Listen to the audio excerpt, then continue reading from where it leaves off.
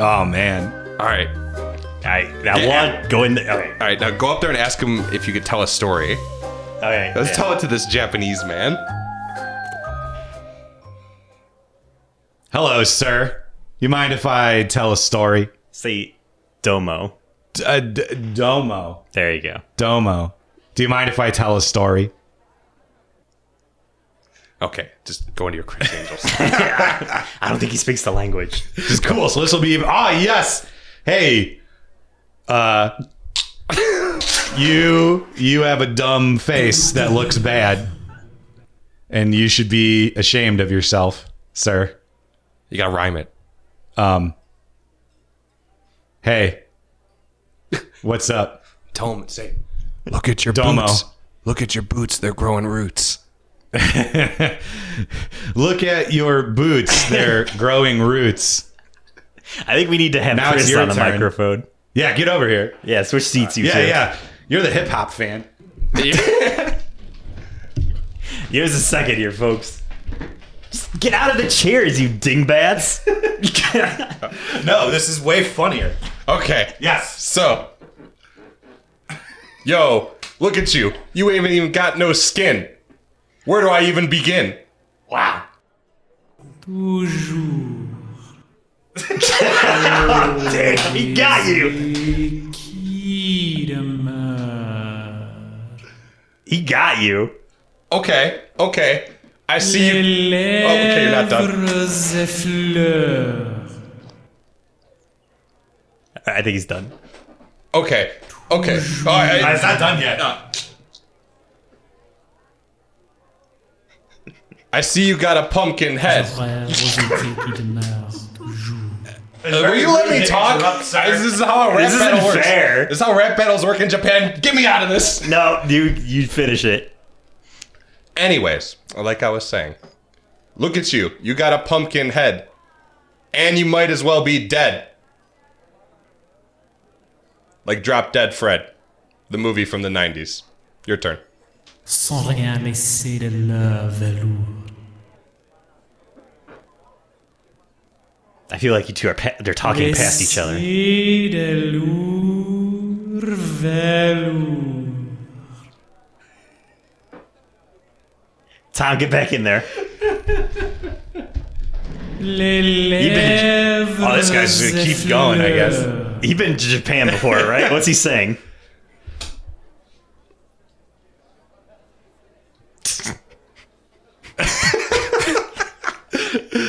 This is some wacky performance Say art. your mama. You're rap battling him.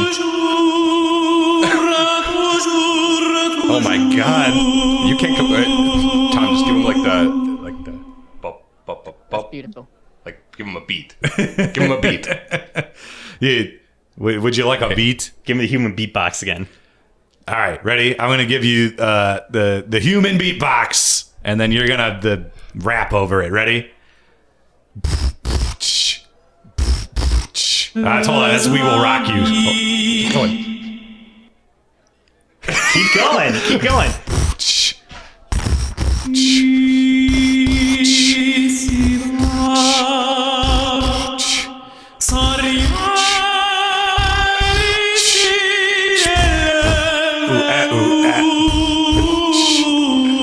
Record scratch.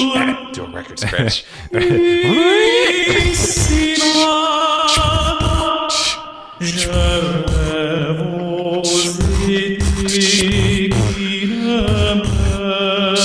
I'm spitting all over the mic.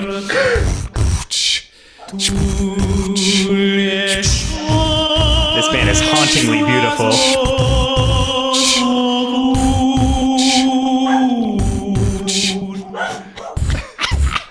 See, you put Kanye over this. That's album of the year. Thank you. I think we've bridged the gap between Japan and America. Thank you. Let's Thank leave. you. Thank That you, was, Pumpkin that Jack. was hauntingly beautiful. So fitting for Halloween. Thank you, Pumpkin Jack. All right. There it is. All right. Bye, folks. All right. Great.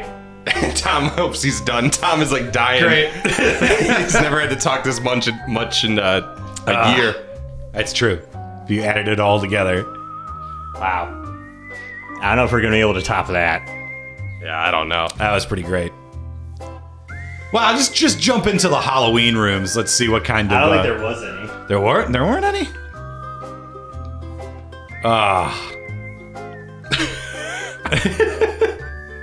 Well, now this is just sad. Oh, yeah, we forgot to tell the Criss Angel story. Yeah, so yeah. you can just do it in this room. Do it in here. Yeah, so whatever.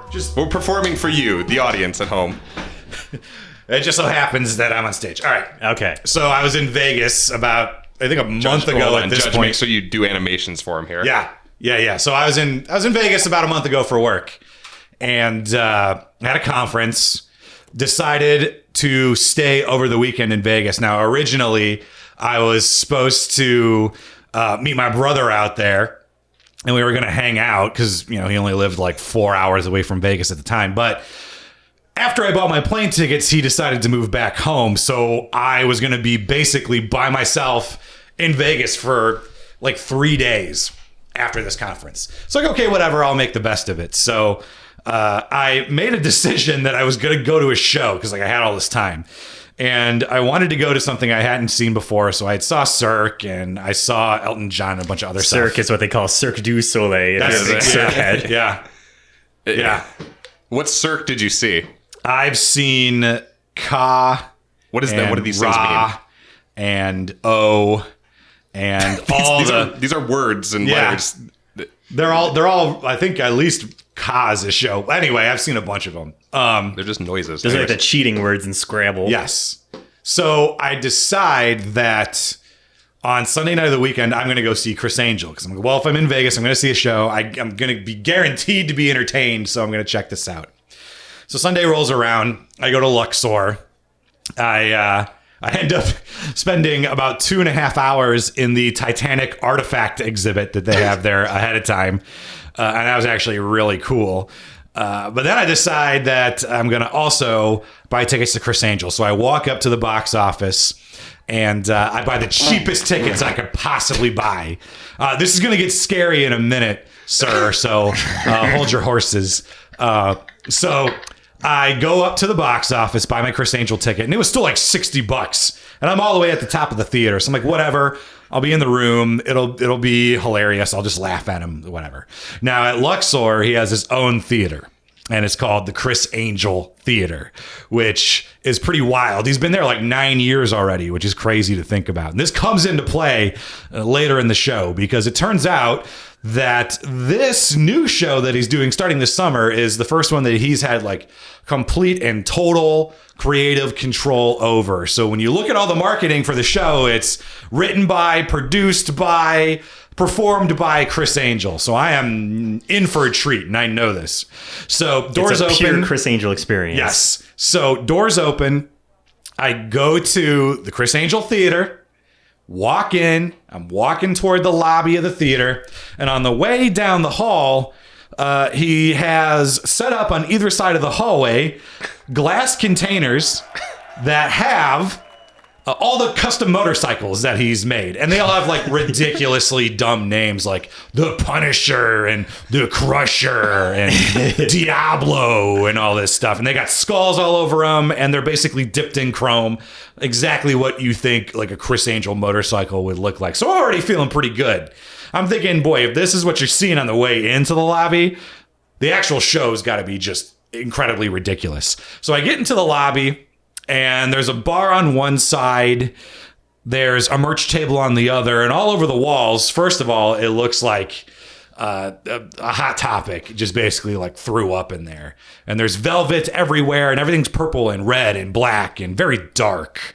And all over the walls, he has these shadow boxes that have all the different types of props from the Mind Freak show over the years. And one of them that I just noticed out of the corner of my eye as I was walking in was just a shadow box filled with weird masks that he's worn in the show over the years. Some that obscure his whole face, and others that just make him look like he's got a weird Pinocchio nose or something that he probably used for some dumb bit. And a lot of them were in play in the actual show itself. So I'm looking at all these different masks and all these different shadow boxes. And again, I know I'm in for something special. So I walk in, I sit down in my seat, which again is basically the nosebleed seats in the theater, and wait about 15 minutes and the pre-show begins. So we are 15 minutes from the point where the show actually starts, and this video screen pops down and they start showing what is essentially the Criss Angel biography. And it starts all the way back in 1971 or whenever he was born. So it's pretty nuts because at this point, Criss Angel is 50 years old. 50 years old. So this guy is doing all this wacky stuff at 50. They would be like my uncle, you know, dressing up like a goth and running around doing illusions. So anyway, they start with the Criss Angel biography. And they start when he's young, and he wanted to do magic since he was a little kid, and he used to get out of detention by doing this trick with these quarters, and he does the quarter bit later as a part of the show to, you know, connect with his younger self or whatever. Goes full circle. Yes, it does. But they get to the part where he's in his 20s, and I never really knew about any of this because, to me, Criss Angel doesn't enter like the cultural lexicon until the Mind Freak show. And the Mind Freak show doesn't come around until about 2000, 2001. But it turns out in the 90s, he was in like the buttiest butt rock band there ever was. Like Puddle of Mud mixed with Korn, mixed with all the worst bands from that late 90s period. And he was the front man. And you could tell that is what he wanted to do. Like, he never wanted to be a magician. He always wanted to be the leader of a rock band. And this comes into play later, too, because he incorporates some of his rock stardom tendencies into the show. But my mind's already blown or freaked, if you will. Because I'm like, oh, my gosh, he was in this like really awful butt rock band. And this was even before we got to the actual Mind Freak show. So they start talking about the actual Mind Freak show, and it turns out that he sings the theme for the Mind Freak show. And it's, again, the buttiest butt rock you've ever heard in your life. The I am the Mind Freak. And it's like over these like real chugging guitars. And it's just the worst of everything about, 2001 encapsulated in like a 4-minute song. So they start talking about all these accomplishments that and mind, the show hasn't even started yet. So they're talking about all these accomplishments that he had as the Mind Freak show went on. He was the man who holds the Guinness World Book of Records entry for being submerged for the longest amount of time. And he hung suspended by meat hooks or something in the middle of Times Square. I don't know, weird Criss Angel stuff. So the show gets ready to begin, and right before the show starts, they actually show a bunch of accomplishments all in a row. He was Magician of the Decade and received the prestigious Houdini Award for the most accomplished magician of the past 100 years or something. The Houdini Award. Yes. These are all, like Job in Arrested Development. These are like the level of awards that he has won, and there's just a big list of them on the screen, and they're hyping up the crowd. Oh, are you ready to see Criss Angel? And then everybody's screaming, and then it starts getting weirdly sexual, where they start specifically calling out the women. It's like, all right, ladies, how many of you just came here to see Criss Angel? And they scream, "Wah!" And then it's like, oh yeah, are you getting all hot for Criss Angel? And they're like, woo! They're like, do you think Criss is hot? And like, I'm starting to get a little uncomfortable. They keep going on and on. They're like really focusing in on the women, and I'm like, this is really weird. Were you getting hot? I was, but only because there was so much flame that was shooting out from the stage that it was making it very warm in the theater. So the show actually starts, and they start the show by showing the Criss Angel Mind Freak television show beginning. So it starts with, the butt rock theme song. I'm the Mind Freak. Yeah. And it starts. And then all of a sudden, the film grain burns up, when you're at the movie theater and the projector screws up. And then a voice comes over the PA and says, well, we're having technical difficulties. We have to delay the start of the show by 10 minutes. And I'm like, oh, this is cute. This is kind of clever, right? They're like breaking the fourth wall. Chris is really proud of this because, this wrote ain't it. your typical magic show or Oh, whatever. yeah. People around me are legitimately pissed. You called them a bunch of rubes the Oh my first God, it was amazing. Yeah, so they're buying into this hook, line, and sinker. They're like, I can't believe I paid $100 for these tickets. This better not be like when I saw Blue Man Group and I didn't see the last half hour of the show because technically, I'm listening to all these people talk about this. Cool. So they give it The 2 one or Blue 3. Man had diarrhea. Yeah. Blue diarrhea. So of course, they give it 2 or 3 minutes and then they shine a spotlight on the front row of the theater. And it's this short, stocky Mexican guy and this super tall, chubby white woman. And they're in these, sequin costumes and they start doing this routine about how, they do a competing show at another hotel. And what a coincidence, we can keep everybody entertained while they fix Criss Angel's technical difficulties. So they get up on stage and they start doing this 100% like vaudeville level magic act where, he's like pulling stuff out of his crotch and making all these like innuendo jokes. And For some reason, they're mic'd too. yes, that was the whole thing. So... And I'm buying into it. I'm like laughing. I'm like, oh, this is pretty funny. I wasn't expecting this from Chris. I wasn't expecting anything to be funny for the entirety of the show. Now, some things were intentionally funny, like this guy and this woman doing this bit. Other things were not intentionally funny, which I'll get to later on in the show. So they go up and they do their routine for like 10, 15 minutes. And then it becomes apparent that they're part of the show. And...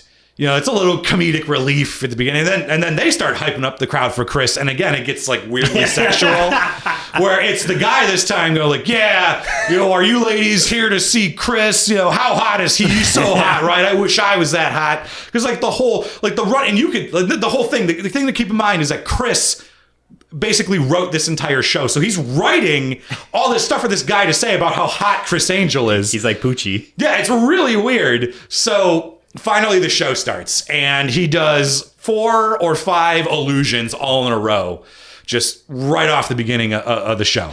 And I'm sitting there, and I'm watching him do these illusions, and I'm legitimately impressed. I cannot figure out how he's doing some of this stuff, because it's one thing to see it on TV, because on TV you could say, oh, well, they're just faking that, whatever. Seeing it live on stage, I was legitimately... kind of amazed by the stuff he was doing. I was not expecting that. Now, yes, the illusion themselves are great. They're very impressive. However, these performances are wrapped up again in the goofiest, like dumbest, what a 10th grader thought was cool in like 2002 aesthetic.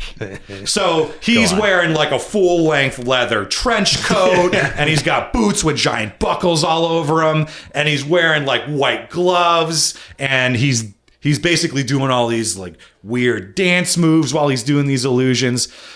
The entire time, he has backing music for these illusions played by live performers. And there's one guy in the right corner that's playing guitar, and another guy in the left corner of the stage that's playing a couple of synths and like other various electronic instruments. Now, of course, keeping with the theme, the guy on the guitar is playing the buddiest, like chunkiest butt rock riffs you've ever heard. And the guitar is maybe, I'm not exaggerating, maybe 8 inches off from the ground. So it's like between his knees, and it's a flying V, and he's got long hair and he's thrashing it, like playing these super chunky riffs. And the guy on the synths is playing all the percussion. Right? So basically everything else is coming from the synths. There was one piece of equipment which looked like DJ equipment that he didn't touch for the longest time, but he gets to it later in the show. And I made a mental note of that because I'm like, boy, that's weird. At what point does he need, 2 decks to basically mix song that he comes into play later? So we get 4 or 5 illusions in, and Chris comes out because what they need to do is they need to drop the curtain and they need to do some changes to the set so he can do his next set of illusions. So they drop the curtain. He comes out in front and he starts doing some crowd work. Because again, like you from the beginning, from the Criss Angel bio thing, you could tell he always wanted to be a rock star, and it still pains him. It still pains 50-year-old Criss Angel that he was never a rock star, and like this is his big chance. So he gets the stick mic, and he comes out and He gets a stick mic. Yeah, he's got a stick mic, like the Bob Barker mic. Yeah, he comes out, so he's sitting on the end of the stage, and he starts doing his crowd work. Have you guys liked what you saw so far? And everybody starts screaming, yeah. He's like, oh yeah, that last one was cool, wasn't it? And they're like, yeah. And then again, it starts getting weird, where he starts basically going like, "Hey, ladies, did you like that?" And all the ladies screaming, and it starts getting weirdly sexual again. He's like baiting them again, going, "Oh yeah, so I bet you're really gonna like my next costume and all this stuff." And again, I'm getting like weirdly uncomfortable with this. And at one point, in this first set of crowd work, he starts going, okay, so if you guys saw something really cool and you want to let me know that you thought it was cool, I want you guys to stand up and start screaming, because this isn't your normal magician show. This isn't like David Copperfield or anything like that. I want you guys to get up and get wild. So if you see something cool, just stand up and start shouting. Why don't we just do a practice one here real quick? and then nobody stands up or does anything. And he's just kind of sitting there on the edge of the stage being like, all right, cool, I get it. So, you're not comfortable with it right now, but again, if you see something that was really cool and it freaks you out, just stand up and start yelling, because this is gonna be, not your typical magic show. So he goes back to doing his illusions. So at this point, we're about 2/3 of the way through the show, and he's gonna do one of his bigger illusions, which he's gonna cut his assistant in half. Oh boy. And his assistant is exactly what you think she would look like. She's young, tall, skinny, blonde. Mm-hmm. Now, he runs some video B-roll before the illusion begins that shows, this is 75 years ago. This is how they used to do the cut the woman in half bit. And it's, again, all grainy black and white footage of like an old vaudevillian magician cutting somebody in half and the legs kicking and everything. And he's like, we're going to blow that out of the water today. So the curtain comes back up and they're ready to do this illusion. But before he does it, what Criss wants to do is, again, more crowd work. He wants to bring somebody up on stage and have them inspect everything so they can prove that there's no weird tricks going on here. Everything's real. It's all kosher. There's no trap doors or weird mirrors or anything. So, of course, there's no way in hell he's picking a dude to come up on stage. Uh-huh. Just no way in hell. Mm. So he ends up bringing this woman on stage, and he has her walk up to the big table that they're going to saw his assistant in half on. And he goes, I want you to feel this table. I want you to let me know if it's real or not. Do you think that table's real? Do you think that's solid? And she just like doesn't get it. She's just kind of looking at him, and she keeps saying no, as in no, it's not real. And he's like, no, really, no, feel this table. I want you to knock on it, and I want you to look underneath it and on top of it. And I want you to tell me, if you think that table is a real table. And she's like, no. And basically he's like, just say yes, just say it's like, he didn't really say this, but he was getting really frustrated because apparently this woman didn't speak English really well, and she didn't quite understand the concept, but he just picked somebody random out of the crowd. So that's how you know it's authentic. After that, and I have theories on why this is the case, like why he keeps having these snafus, but finally the illusion begins. And by the illusion beginning, I mean the entire stage is just flooded with like dry ice and like weird just smoke clouds. And the stage is very dark. And at the very back of the stage, all you can see through all the smoke are two headlights. And a car starts driving on stage. Now, this is no ordinary car. It looks like a pickup truck with some kind of insane apparatus on the back, a bunch of scaffolding, And then I could see it just come into view. You can see a giant, like comically large buzzsaw is on top of this car in the trunk bed. Now, on top of the roof of the trunk, his assistant is riding this car. and again, 10th graders mentality and like what a cool thing to be doing would be on top of this car. She's like wearing thigh-high boots and like a schoolgirl skirt and like a leather bra, and she has a whip and she's whipping. Oh, Criss Angel knows that's cool. She's whipping the top of the car and essentially riding it kind of like a bull. Criss Angel probably pays her to ride out on one of his motorcycles later. Like he did a bit with his motorcycles too, by the way. So they weren't out there just for play. Like he actually used them in a bit where he made one of them appear on stage, which again, very cool. No idea how he did it. Wrapped in the dumbest aesthetics ever. Cool. So they do the saw the woman in half trick, and again, really impressive. He like hangs the two halves of the woman on like either side of the stage. And I have no idea how he's doing this. Like I'm kind of, I'm starting to get like legitimately freaked out. I'm like, oh man, maybe he is for real. You were the titular mind freak. So my mind was starting to get freaked just a little bit. Mm-hmm. Then he comes out and he does another round of crowd work because they're resetting the stage. And again, same thing. Trying to rile the crowd up. He's not really getting any reaction. Goes back behind the curtain. Now we get set for the next, which is essentially the last like third of the show, the next set of illusions. And he prefaces all of this by saying he's going to do his most impressive illusion yet that everybody loves. And it is, of course, levitating. Everybody asks him to levitate. Can you levitate me? Can you levitate my friend? Can you levitate on command? You know, there's this whole, again, video package before this starts about how everybody's here to see him levitate. Everybody's walking up to Criss Angel on the street, and they're like, can you levitate? Can you levitate me? I got nipples. Yeah. Can you levitate them too? So, curtain comes back up. Again, fog all over the stage. Lights. Contemplative piano music starts playing. And Criss Angel comes out. He has done another costume change, and this time he's wearing what looks to be like black leggings and what I can best describe as the puffy shirt from Seinfeld. that is the best way you could picture this, because that's immediately what I thought about.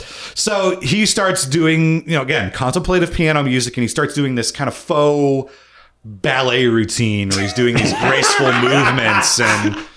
then these LED screens come down. These LED screens, they were probably maybe 3 or 4 feet wide, but maybe 8 or 10 feet tall. So columns, essentially. Now, on these columns, there are floating candles, and these floating candles start coming across these LED lights. And then he starts levitating his assistant. While he starts levitating his assistant, these really ornate frames show up on the LED screens, and they're floating by along with the candles.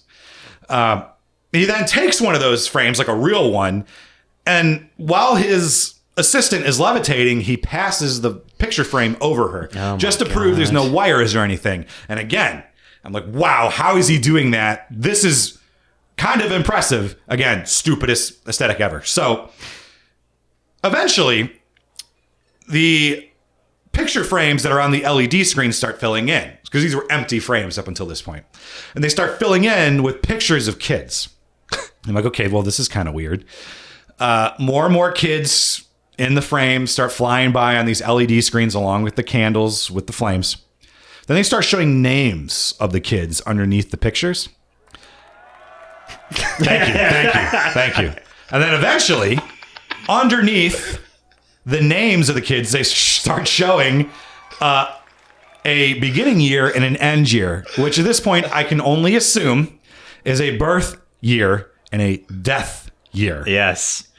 And at this point, I'm just like, what am I looking at? What is going on? Meanwhile, again, Criss Angel, puffy shirt, black tights, doing the levitating with the weird dancing. Finally, the bit ends. And the curtain drops, and he comes out in front of the curtain, and starts explaining that he loves kids. He loves working with kids. And what he's been doing over the past couple years is going to visit kids in the hospital that have childhood cancer. And he performs illusions for them. And that's one of his favorite things he likes to do.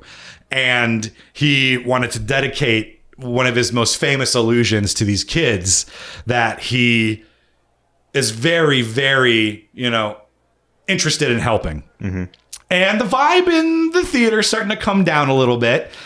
And he can kind of sense that. So this turns into about not joking, probably about a 10-minute monologue where he starts talking about the charity that he's set up to help all these kids with cancer. And, he loves working with his charity, and there's nothing he loves more than donating his own money to it, blah, blah, blah. They've raised X amount of dollars in the year the charity's been around. And again, 10-minute monologue. At this point, some of the people around me are like starting to get a little teary-eyed. Mm-hmm. And I could tell because I could kind of see them. Because I was taking stock of the crowd because I wanted to see what everybody's reaction to this was. Then he drops the real bomb. Yeah. Which is the fact that his kid has leukemia and just finished chemo like a week ago. And this just, at that point, there was basically no dry eye in the house. Mm-hmm. And turns out his kid's there. Oh my and his kid's in the front row. And he brings his kid up on stage. It's like, you're so brave. And, we all need to be strong for you. And you could beat this thing. And people are just, just clapping for him. And some people are crying. And it's starting to get a little weird in the theater. I'm like, you know what? I was not expecting this. This is a really weird direction for this to go. Now, what Criss says he's going to do is he's going to do one more illusion dedicated to all these kids with this horrible affliction of childhood cancer. And they wheel a wheelchair onto the stage. And on the wheelchair is his son's blanket and his son's favorite stuffed animals in the wheelchair. They turn the wheelchair around. Meanwhile, by this point, Criss has exited stage left. So he's not on stage anymore. It's just a spotlight on this wheelchair. Whole place goes silent. Bam, Criss appears in the wheelchair. Just out of nowhere, appears in the wheelchair. Now, you're saying, all right, well, he was just off stage. That's not that impressive. He had a costume change. He's now wearing a hospital gown and a cap. Oh, no. And a surgical mask. He's like, Dad, this one was for, all those kids that are, keep fighting the good fight. And everybody's like, oh, yeah. Oh, that was great. So the mood has deliberately just gone down in the theater. But Criss isn't done yet. He knows you can't end on a downer like that. Yeah, send him home happy. Yeah. So he takes a surgical mask off and he goes, you know what? Let's bring the mood back up. Let's celebrate life. And this is when the guy on the left that's got all the DJ equipment, this is his time to shine. Yeah. Because essentially, Criss starts this kind of weird rave, or what a 50-year-old man thinks a rave is. So this really awful dubstep starts playing, and you could tell the guy that's got the DJ equipment, he's kind of playing some of the real chunky bass lines, and he's going nuts. All kinds of black lights turn on, and these people come out in these bodysuits, and they're glowing on stage, and they've got glow sticks, and other people got hula hoops, and they're glowing in the black light. And Criss starts this chant to go along with the dubstep. He was like, all right, we're going to celebrate life. Ready, celebrate life. And then that's the chant, celebrate life. That's the chant. That is celebrate. Well, there were three of them. There was celebrate love, celebrate life, and then I forget what the third thing was. Celebrate Hanukkah. Yeah. I mean, this was his big plan. It's like, I'm going to get this crowd back into it. And meanwhile, these people on stage, again, are doing weird acrobatics with the black light hula hoops and everything. Meanwhile, Criss has got his microphone and he's jumping up and down, pogoing and shaking his fist. Celebrate life. And again, the people around me are loving it. They're like, yeah, this is great. Celebrate life. And he drops confetti and balloons and everything. And then he launches into his final illusion of the night, which is, again, another levitation, but the most technically difficult one yet. And again, really impressive illusion where he gets on he flies up to the top of like a 20-foot ladder and then walks down the ladder with his feet like perpendicular to the ladder. That sounds good. Which again, pretty impressive. I'm like, okay, well maybe there's wires or something, but then he levitates down and flies underneath the ladder. Oh my God. So I'm like, well, how the hell did he do that?